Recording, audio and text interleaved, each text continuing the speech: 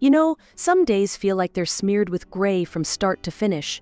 Today, my 39th birthday, was exactly one of those.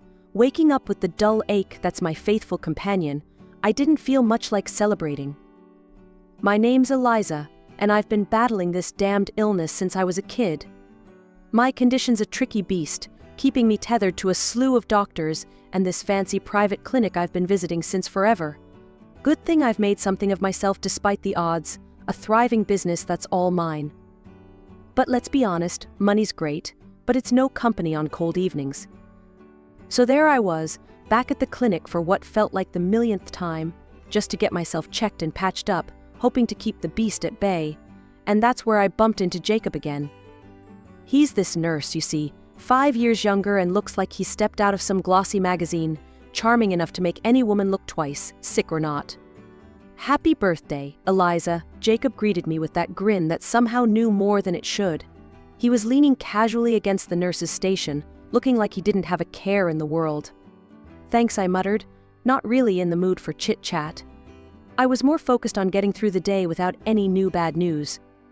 Jacob seemed to pick up on my mood. He strolled over, all confidence and warm eyes. "Hey, don't look so glum. It's your birthday, isn't it? We should celebrate," he suggested, his voice smooth as silk. "Celebrate?" With more poking and prodding, I said, half joking but mostly serious. "Thanks, but I'd rather just get this over with."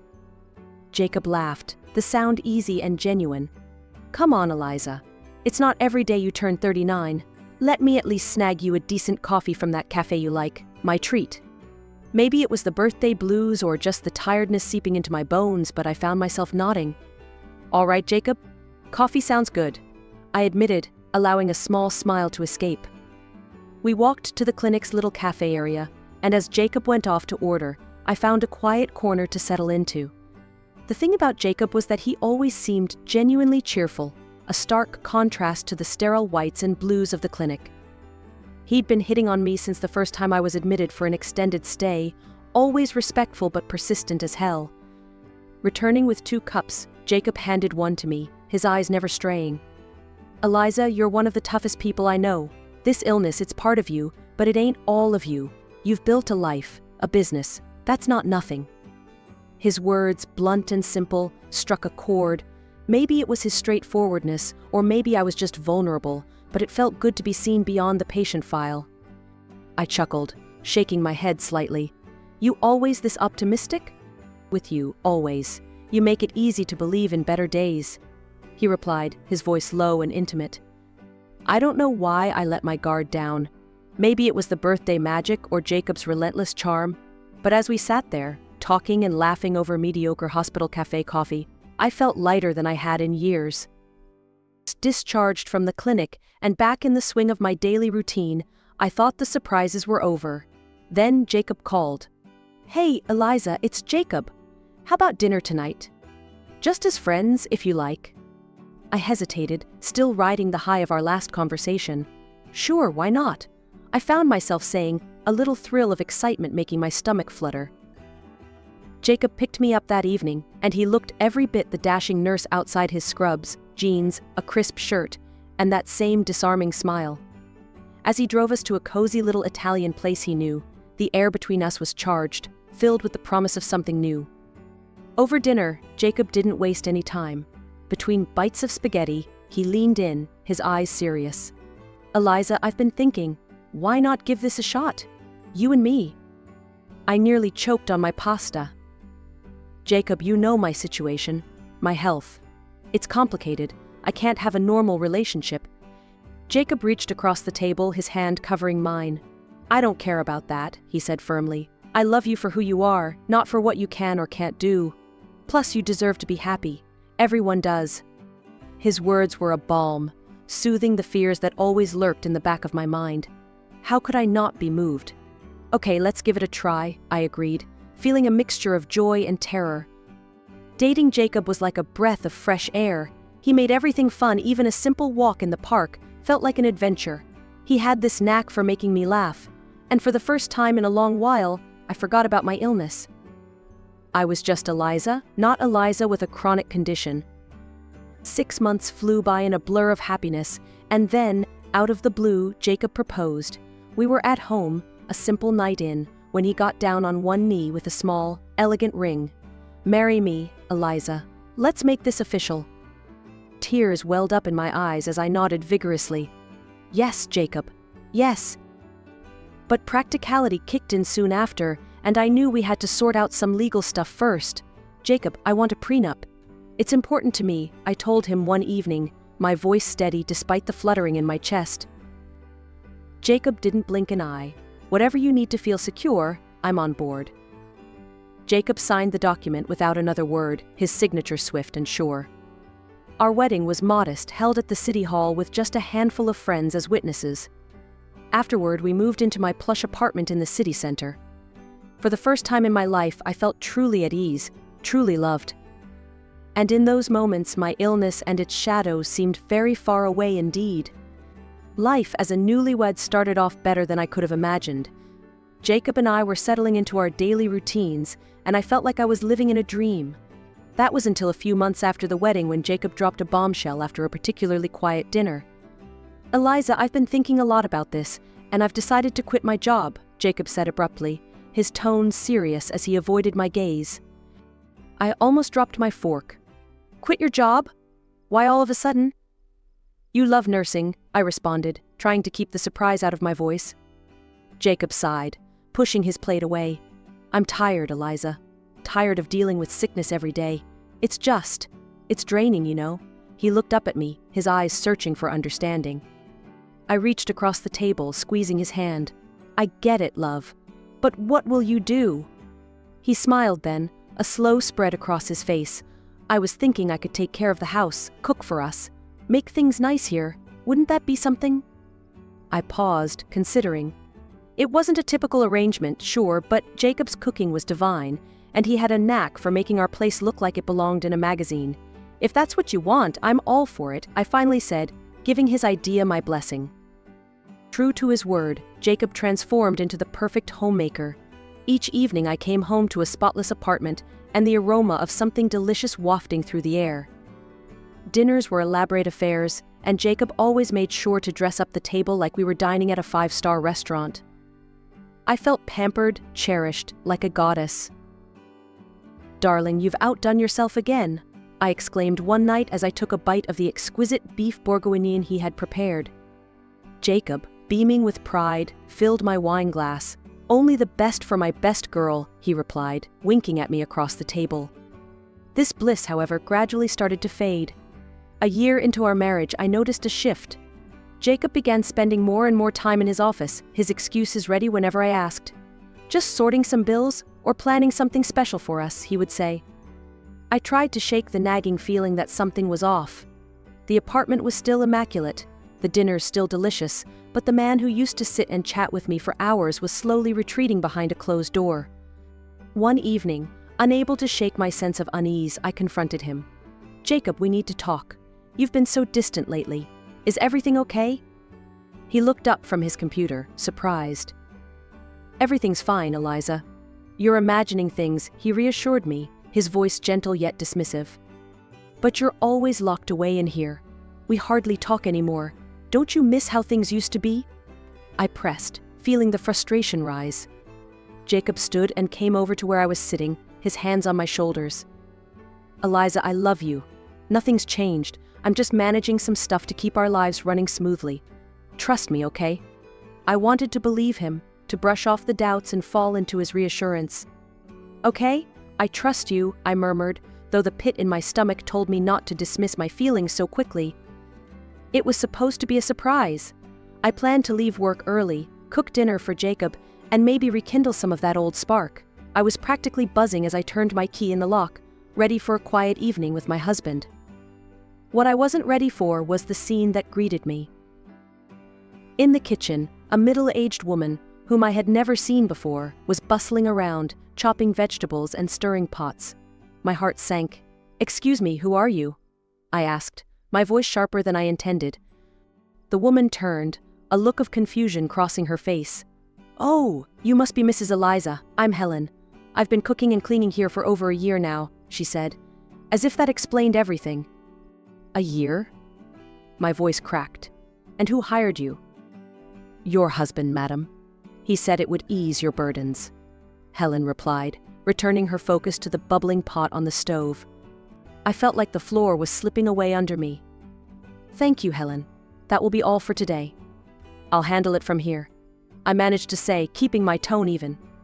Once Helen left, the silence of the apartment pounded in my ears. I sat down, trying to process everything. Where was Jacob if not here taking care of things as he claimed? The next day, I contacted a private detective. It was something out of a TV show, but desperate times called for desperate measures. I needed to know what Jacob was doing. The detective's report came back faster than I expected. Jacob had been gambling, not just casual poker nights with friends, but high-stakes games at a casino downtown. He was in debt, big time. When I confronted him that evening, he didn't even try to deny it. His face crumpled when he saw the detective's photos and reports scattered across the coffee table. Eliza, I can explain, Jacob stammered, his eyes not meeting mine. Explain, Jacob, you waste our money. My voice rose, a mix of anger and heartbreak. Jacob's shoulders slumped. I know it's bad. I started going to the casino just to blow off some steam. But it got out of hand. I'm so sorry, Eliza. Sorry doesn't fix this, Jacob.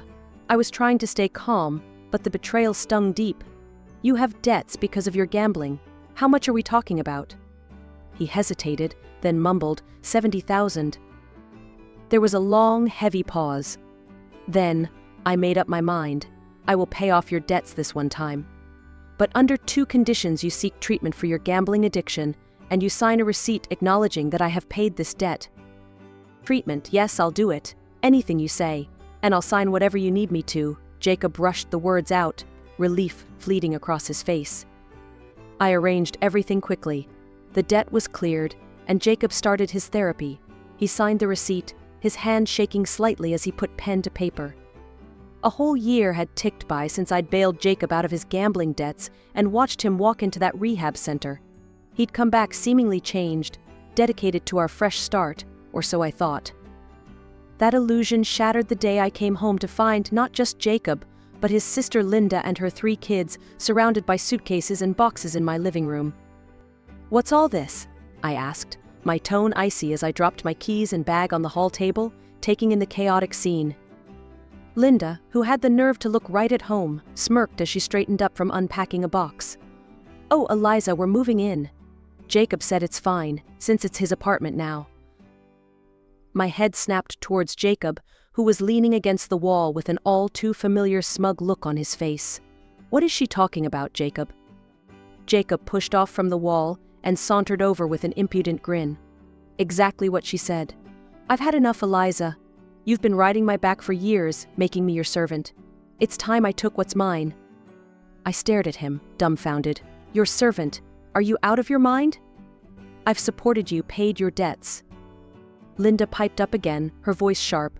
And that just proves it. You've kept him under your thumb, paying to keep him tied to you.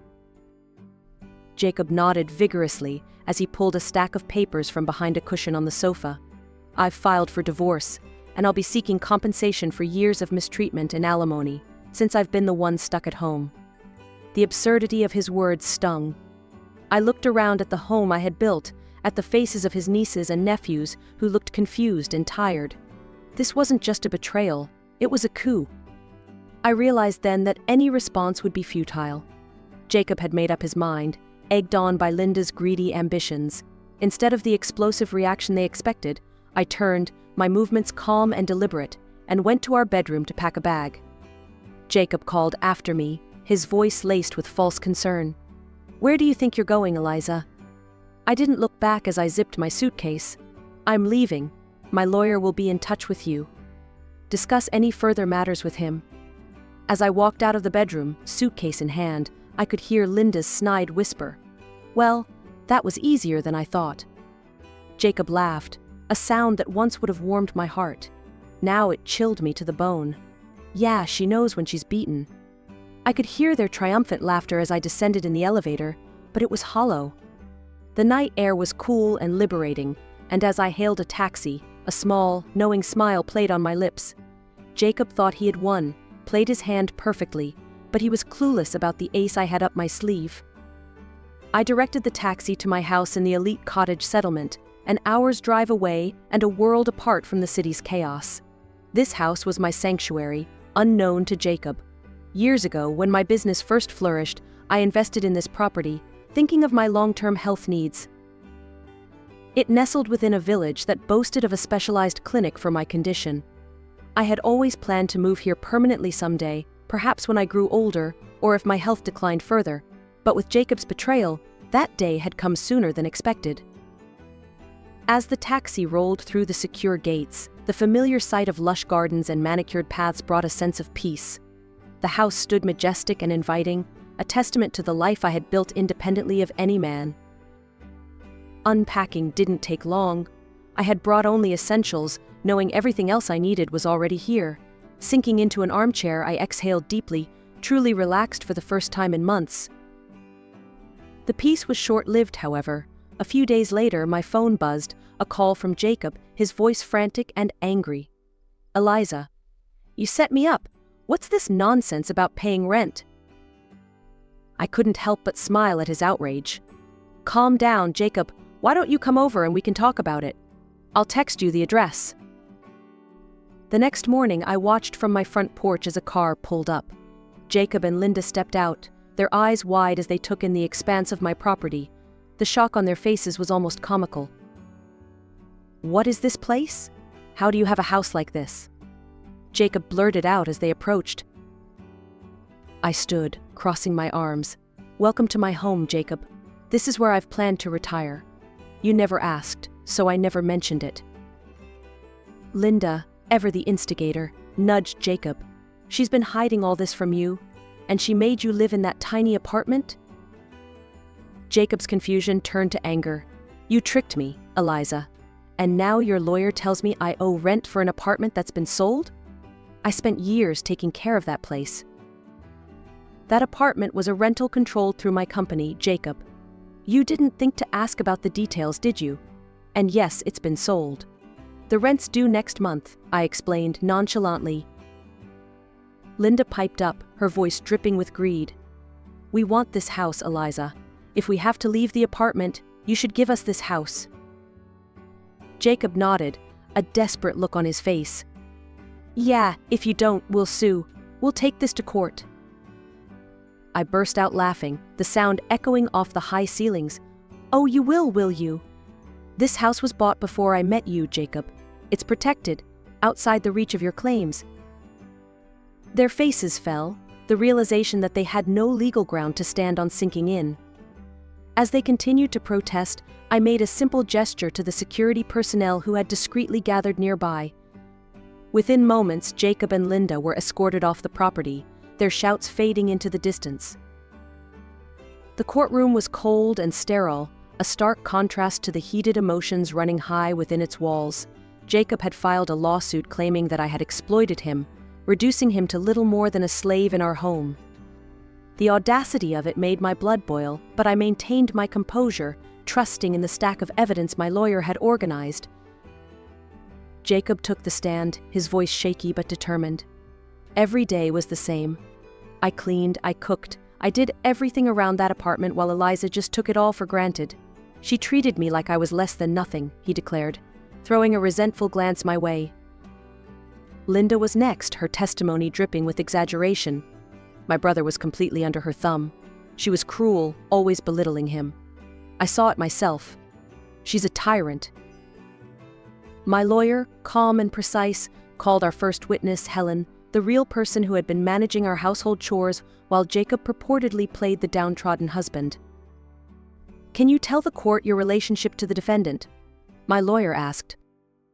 "I was hired by Mr. Jacob to clean their apartment and cook. He paid me from a separate account, which he funded," Helen explained, her voice clear and unwavering. "And how often did Mrs. Eliza interact with you in these matters?" "Never. She didn't even know I existed until the day she found me in their apartment," Helen replied, casting a sympathetic glance my way. The courtroom buzzed, the judge noting the reactions. Jacob's face had gone white, his sister's mouth agape. My lawyer then presented the prenuptial agreement, the document displayed for all to see. This agreement, signed by both parties, clearly states that in the event of a divorce, Mr. Jacob is entitled to nothing. No alimony, no compensation. Would you confirm, Mr. Jacob, that this is your signature? Jacob, now visibly sweating, nodded weakly. Yes, but I didn't. You didn't read it? My lawyer cut in sharply. Yet you signed it, correct? Yes, Jacob admitted, his voice barely a whisper. The judge made a note, his expression unreadable. As the final blow, I had instructed my lawyer to bring up the payment I made to clear Jacob's gambling debts. The signed receipt was shown, proving his financial irresponsibility and my attempts to save our financial stability. When the judge finally spoke, his voice was firm. After reviewing the evidence and testimonies, it is clear that Mr. Jacob's claims are unfounded. The court denies the claim for compensation and alimony. Furthermore, the prenuptial agreement stands as legally binding. The divorce is granted. Jacob slumped, defeated, while Linda's face contorted with rage. You idiot, she hissed at him outside the courtroom. You screwed up everything. We had a perfect setup, and you couldn't even play your part right. As they bickered, I walked away from the courthouse, a weight lifted off my shoulders. Jacob had been planning to live off me, thinking he could outsmart me. His greed was his undoing, and now he was left with nothing but his own failures to contemplate. Life had a funny way of coming full circle, and as I sat in my sunlit living room overlooking the gardens of my secure, serene village home, I couldn't help but reflect on the whirlwind that had been my life over the past few years. My business was thriving, managed efficiently by my assistant, and my health was stable, monitored closely by the excellent clinic just down the road. I was finally at peace, or so I thought, until Jacob showed up again, uninvited and unwelcome, disrupting my tranquility. It was a crisp morning when I saw him at the gates through the security camera, looking disheveled and desperate. I had instructed the guards never to let him in, but somehow he had talked his way up to the front door. As I opened it, he fell to his knees, an act so dramatic it would have been comical if it weren't so pathetic. Eliza, please, you have to take me back, Jacob pleaded, his voice cracking.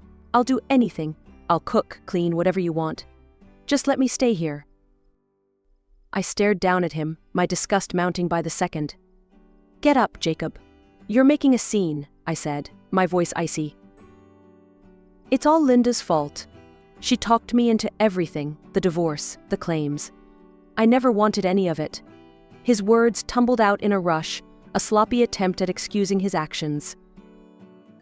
I crossed my arms, feeling the anger bubble inside me. You expect me to believe that? After everything, you think you can just blame Linda and I'll forgive you? Jacob's eyes were pleading, but behind them, I could still see the same selfishness. Eliza, I'm broke.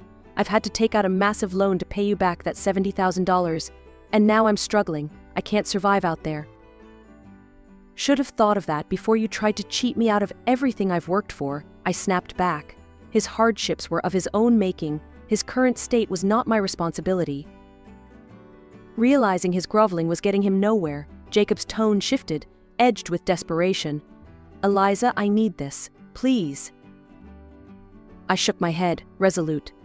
You need to leave, Jacob. Now.